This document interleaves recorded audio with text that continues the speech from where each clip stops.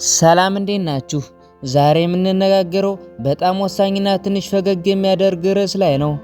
በህይወታችን ውስጥ ብዙ አይነት ሰዎችን እናገኛለን። አንዳንዶች ብልህ ናቸው፣ አንዳንዶች ደግሞ በቃ ሞኝ ወይም ጅል የምንላቸው ናቸው። ጥበበኛው ሰሎሞን በመጽሐፉ ላይ ሰነፍ በገዛ ዓይኑ ጠቢብ የሆነ ይመስለዋል ይላል። ዛሬ አንድ ሰው ጅል መሆኑን የምናውቅባቸውን እና እሱ ራሱ ስለ ራሱ የሚናገራቸውን 7 ዋና ዋና ነጥቦችን እናያለን።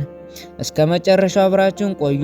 ምናልባት እነዚህ ነገሮች በእኛም ውስጥ ካሉ ራሳችንን ፈትሽ ይረዳናል። አንደኛ፣ ሁሉንም ነገር አውቃለሁ። ጅል ሰው የማያውቀው ነገር የለም።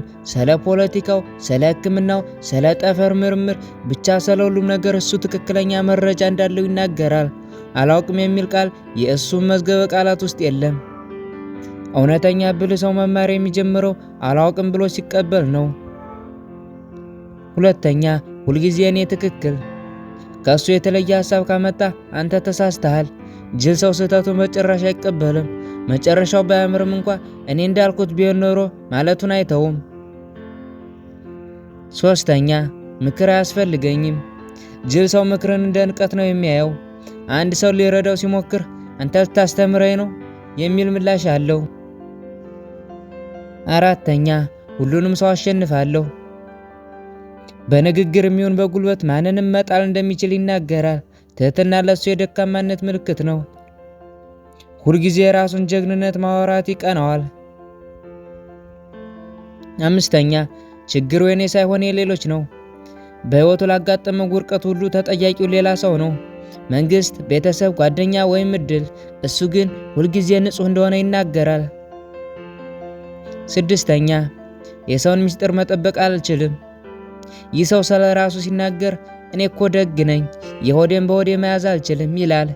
ነገር ግን ይህ ግልጽነት ሳይሆን የሰው ምስጢር መሸከም አለመቻል ወይም ጅልነት ነው። ሰባተኛ፣ ነገ እሰራዋለሁ። የተስፋ ቃል ማብዛት። ጅል ሰው ዛሬ ላይ ቆሞ ስለ ነገ ትልቅ ሕልም ያወራል፣ ግን ተግባር የለውም። ነገ እንዲህ አደርጋለሁ፣ በሚቀጥለው ዓመት ሚሊዮነር እሆናለሁ እያለ ዓመታትን በወሬ ይፈጃል። እንግዲህ ጓደኞቼ፣ እነዚህ 7 ነጥቦች አንድን ሰው ወደ ጅልነት የሚወስዱ መንገዶች ናቸው። ዋናው ቁም ነገር ግን ሌላውን ሰው ጅል ብሎ ከመፈረጅ ይልቅ እኛስ ውስጥ እነዚህ ምልክቶች አሉ ወይ ብለን ማሰቡ ላይ ነው ማተኮር ያለብን። ብልህነት የሚጀምረው ራስን በማወቅና ስህተትን ለማረም ዝግጁ በመሆን ነው። እናንተስ ከነዚህ 7 ነጥቦች መሃል በጣም የሚያበሳጫችሁ የትኛው ነው? ወይስ የተረሳ ነጥብ አለ? ኮሜንት ላይ ጻፉልኝ። ቪዲዮን ከወደዳችሁት ላይክ፣ ሰብስክራይብ ማድረግ እንዳትረሱ።